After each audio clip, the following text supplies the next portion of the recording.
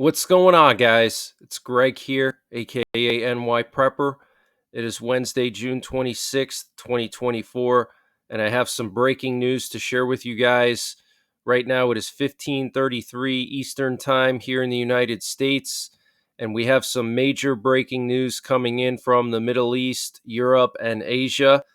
So what you're looking at here is some new video footage coming out of northern Israel showing a massive amount of Israeli tanks and artillery and armored vehicles being moved to the border of Lebanon. Here you can see an Israeli self-propelled howitzer and some armored personnel carriers. And we're also getting some news coming in today that the Netherlands is asking its citizens to leave Lebanon immediately. Germany is also now asking its citizens to leave Lebanon immediately. And the U.S. is warning American citizens in Lebanon to take precautions in case of a full-scale war between Israel and Hezbollah. And if you missed my update late last night, my live stream, I shared some more video footage that came out yesterday from Israel. Israel's now moving engineering units, military engineers, to the border of Lebanon. That's a huge sign that they're getting ready to invade. Here you can see a bunch of armored personnel carriers in this video. Here's some of the footage from my update last night. You can see a massive amount of Israeli military equipment being moved towards the border of Lebanon. Okay. So multiple countries now telling their citizens to leave Lebanon immediately. We have the Netherlands, Germany, America now. We had Bulgaria and Kuwait over the weekend tell its citizens to leave. Canada is already sending their military to evacuate Canadians because for some reason there's an unusually large number of Canadian citizens living in Lebanon, as many as 45,000. So the Canadian military has been deployed to get them out. So this is huge, guys. This could kick off any day, okay? Any day this could kick off. And this afternoon, we've had a flurry of nuclear attack options being broadcasted by U.S. nuclear forces. So our nuclear forces are on high alert. And here's some more footage of Israeli equipment being moved to the border of Lebanon. You can see some Merkava battle tanks, some armored personnel carriers, and some artillery pieces. So get prepared, guys, because once this war starts, all hell's going to break loose because Iran has threatened to attack Israel directly. So get prepared, guys, because when this war kicks off, I do believe there's going to be a massive escalation, not only in the Middle East, but around the world. Iran has already threatened to attack Israel directly if they go into Lebanon and go after Hezbollah. All the Iranian proxies said they would do the same thing, and also the Taliban. So this could escalate into a multi-front war for Israel. And then in addition to that, China and North Korea and Russia could take advantage of the situation and make moves in their part of the world while the U.S. is focusing on this. And last night, I reported that the Israeli Defense Minister, Yoav Gallant, when he met with the U.S. Defense Secretary Lloyd Austin, said that the time to stop Iran from getting nuclear weapons is running out. The window of opportunity is running out. So potentially the U.S. and Israel may launch a massive strike on Iran soon before Iran gets nuclear weapons, okay? Now, the Islamic resistance in Iraq claimed responsibility for a drone attack last night on a vital Israeli military site in Eilat in Israel. And this update was sponsored by My Patriot Supply. Guys, My Patriot Supply is doing a discount on their 1-month emergency food supply. And to get the deal, you got to go to preparewithnyprepper.com, and the link is in the description below this video. This is a 1-month freeze-dried food supply. It has a 25-year shelf life. Normal price is $237. They've dropped it down to $177. So that's a savings of $60. And it's all packed within 2 rugged, water-resistant buckets. Free shipping is included. $177 for 1 month of food. Where are you going to find a deal like that? They also have a general store, and they're always running discounts in their general store on various prepping and survival items. They have everything from MREs, potassium iodide, to survival seeds. And to get to their general store, you got to click on the My Patriot Supply logo at the top of the page when you get to preparewithnyprepper.com. And you'll see when you get there, they have everything you can imagine. So use the link preparewithnyprepper.com to get $60 off the My Patriot Supply 1 month emergency food supply. That's $180 for 1 month of food, free shipping included. The link is in the description below this video. And also check out their general store. They have everything you can imagine prepping and survival related, and they're always running various discounts there.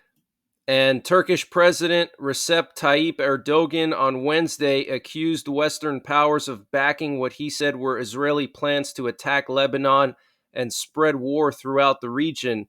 Israel is now setting its sights on Lebanon, and we see that Western powers behind the scenes are patting Israel on the back and even supporting them, he told lawmakers from his ruling AKP party. Israeli Prime Minister Benjamin Netanyahu's plans to spread the war to the region will lead to a great disaster, he said. It is pathetic that states that talk about freedom, human rights, and justice are captives of a mentally ill person like Netanyahu. Wow, that is absolutely crazy.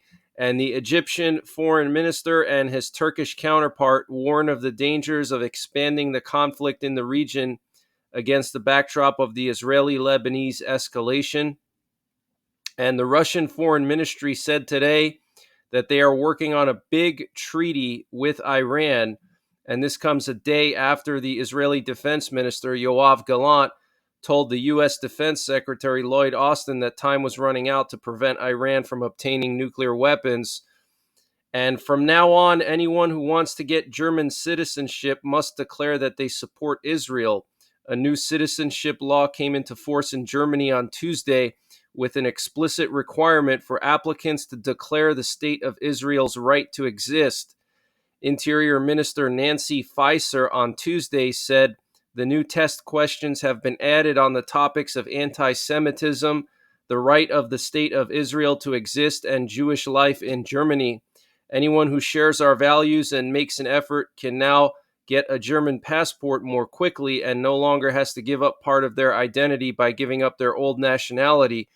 But we have also made it just as clear anyone who does not share our values cannot get a German passport.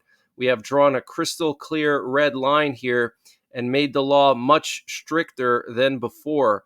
Wow. So pretty serious there.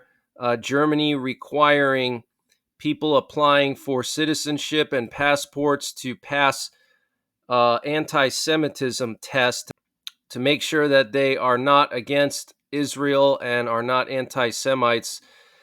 And I want to just show you guys what's going on here over the United States with our military. So we currently have a U.S. reconnaissance plane patrolling an area off the coast of Baja California, about 50 to 100 miles north of Guadalupe Island. This is extremely unusual and extremely concerning because we've seen a lot of flights here over the last 2 to 3 weeks. And just the other day, we had one of these up in the air here. We also had an AWACS plane and a Sub-Hunter plane all in this area. And now today, we have another reconnaissance plane looping in this area just north of Guadalupe Island. So there could potentially be some kind of Russian sub in this area, or a Russian flotilla, or some Russian warships, because this amount of reconnaissance in this area is extremely unusual. There's nothing out here, guys. This is just open ocean full of great white sharks. That's it. So very concerning. I'm I'm going to continue to monitor that for you. We also have a Cobra Ball that just finished a pattern over North Dakota. The Cobra Ball planes are responsible for detecting the trajectory of ballistic missiles. Now, North Korea attempted to launch a hypersonic missile yesterday, so I wonder if this thing is up in the air because of that. And earlier this afternoon, we had a nuclear war command and control plane over Kansas. However, right now, we don't have any nuclear war command and control planes in the air or doomsday planes, which is pretty strange considering there were a flurry of emergency action messages or nuclear attack options in the last hour. So they must be flying with their transponders off. Here we have two sub hunters off the coast of Orlando and West Palm Beach. So it's looking like those Russian subs and warships are still in the area off the coast of Florida here. And here you can see a U.S. nuclear war command and control plane flying from Norway to Mildenhall in the UK. Mildenhall is one of the UK's major air bases. And this nuclear war command and control plane recently completed an exercise off the coast of Norway with a U.S. Ohio-class ballistic missile submarine, a nuclear-armed ballistic missile submarine, the USS Tennessee, and we were tracking it live. And the U.S. Navy officially confirmed that they did do an exercise with this plane off the coast of Norway. This could have potentially been a warning sign to Russia in response to them deploying their ships and subs to Cuba. This was maybe like a reciprocal response to that. We had a massive amount of reconnaissance off the coast of Lebanon last night. Here you can see a U.S. Navy reconnaissance drone patrolling the shore of Lebanon, and it was up there for several hours. There was also a British Eurofighter Typhoon that flew over Israel and into Jordan. And then there was a Jordan Air Force plane that landed in Beirut. There was also a U.S. State Department plane that flew from Baghdad to Beirut. So a lot of these VIP planes are going to Beirut for some reason. We had a massive amount of reconnaissance over the Baltic Sea off the coast of Poland and the Baltics last night. Here you can see several reconnaissance planes and sub hunters and aerial refuelers. There was also this sub hunter operated by the German Air Force doing loops for hours in the Bay of Gdańsk, which is in northern Poland off the coast of Kaliningrad. So something's brewing here, guys, okay? We've seen an unprecedented amount of reconnaissance in the Baltic region for the last month or so, and something is definitely brewing here. And we had this Russian Air Force plane land in Belarus earlier today. And here we have a British aerial refueler that was looping in eastern Latvia, close to the border of Belarus, for several hours last night. And here we have an Estonian Air Force plane patrolling Estonia's shoreline. And then here we have a Polish maritime office plane patrolling their coastline in the Baltic Sea. And here we have a Norwegian sub hunter that was flying near Russia's Northern Fleet base in Murmansk. This is where Russia keeps most of their nuclear-armed subs. And here we have a massive amount of reconnaissance over South Korea close to the DMZ. And the German newspaper Bild is citing experts as stating that the missile debris found on the beach in Crimea, where 100 Russian beachgoers were injured, proves that the Russians attempted to intercept the ATACMS missile launched by the Ukrainians, and that the beachgoers were not intentionally attacked with cluster munitions as Russia initially claimed. But regardless, Russia's going to make the case that if it wasn't for Western weapons and Western support and the West allowing Ukraine to strike Crimea, then this would have never happened, even if it was an accident. That's what they're going to claim. And the U.S. Embassy in Ukraine has reported the death of its attaché in Kyiv.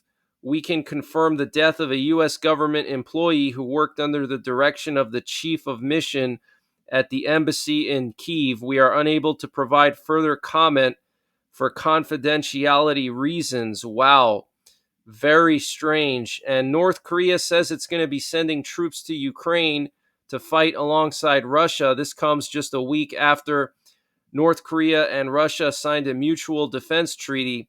A division from the North Korean army is to be sent to Donetsk within weeks to support Russia's war with Ukraine, the North Korean Central Military Commission said.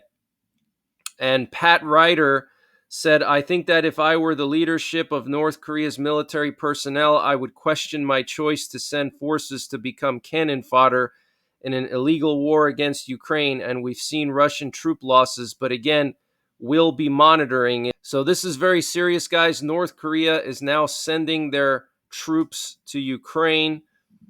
And the Russian Foreign Minister Sergei Lavrov said, we will not stop the special military operation during negotiations.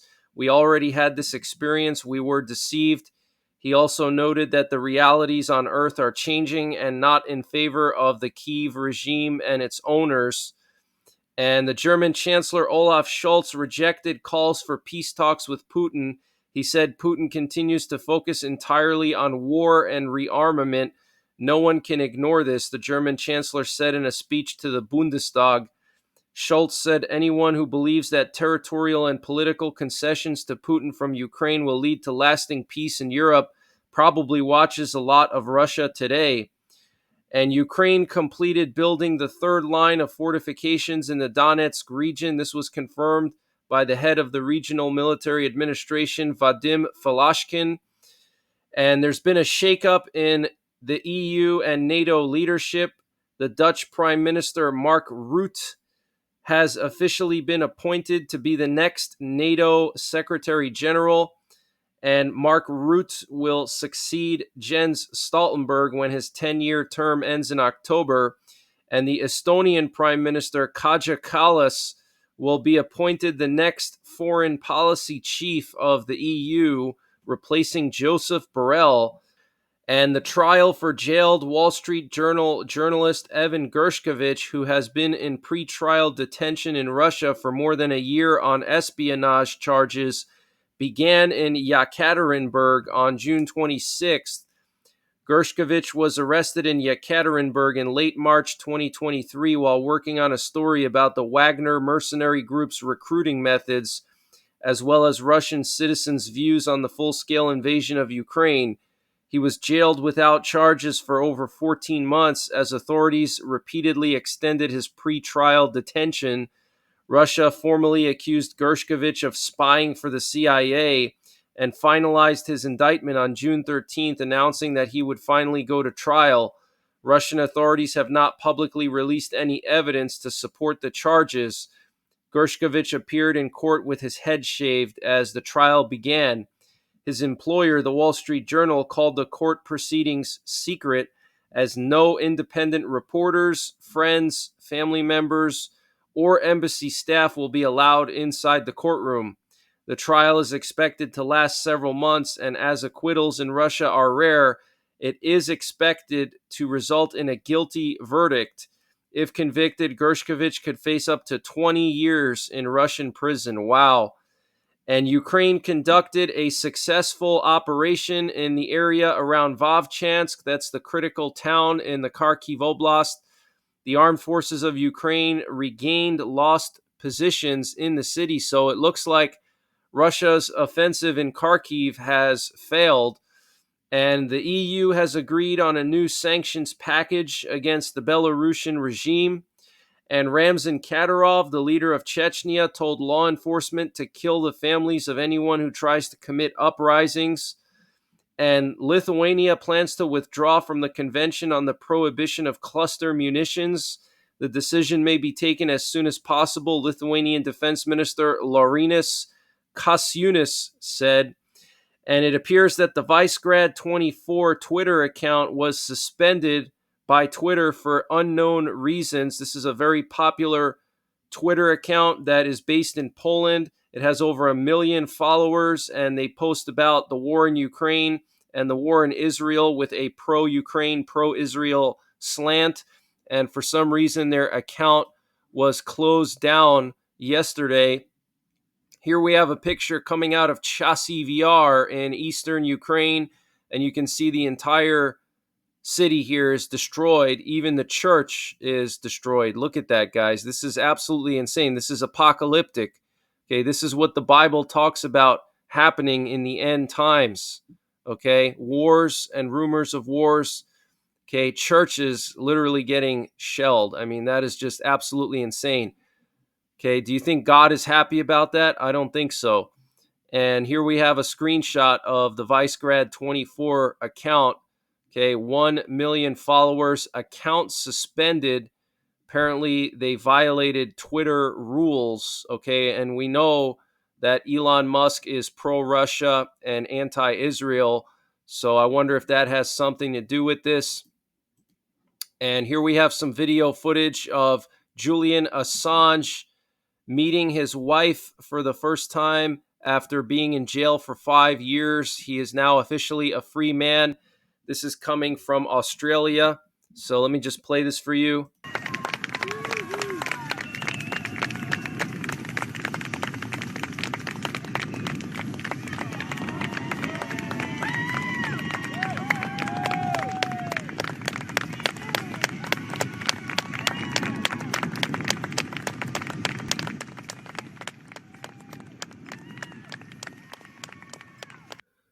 So he's now in his early 50s, and he already has 2 kids. And North Korea failed to launch a hypersonic missile, according to South Korea's Yonhap News. According to the publication's sources, North Korea launched a missile this morning towards the East Sea. The test was unsuccessful, and the missile sank after flying 250 kilometers. And South Korea's Marine Corps have resumed full-scale live-fire drills on islands near the inter-Korean maritime border for the first time in 7 years, according to South Korea's news Yonhap. So this is a very highly contested area of South Korea's border. North Korea does not recognize South Korea's claim of these islands. And now South Korea's Marines are going to be doing full-scale live fire drills on these islands, okay?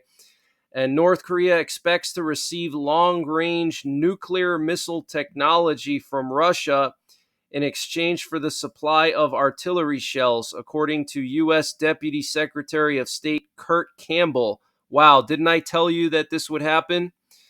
And a Chinese WZ-7 surveillance drone flew into South Korea's Adiz near the Jeju Island in an attempt to observe the USS Teddy Roosevelt aircraft carrier docked in Busan.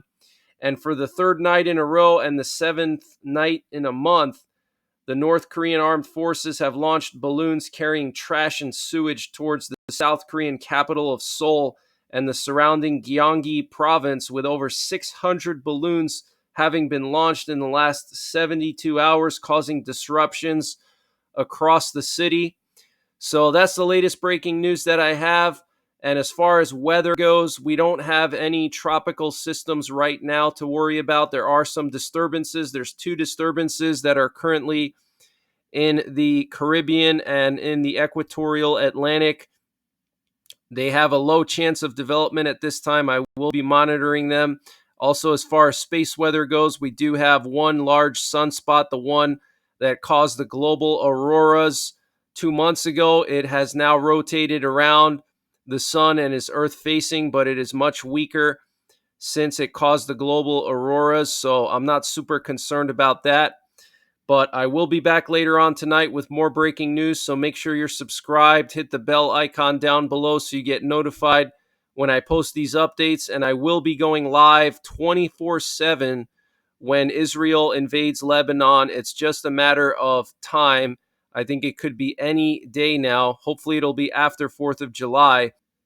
And until later on, take care, God bless, and don't forget the 3 Ps: prepare, practice, and persevere.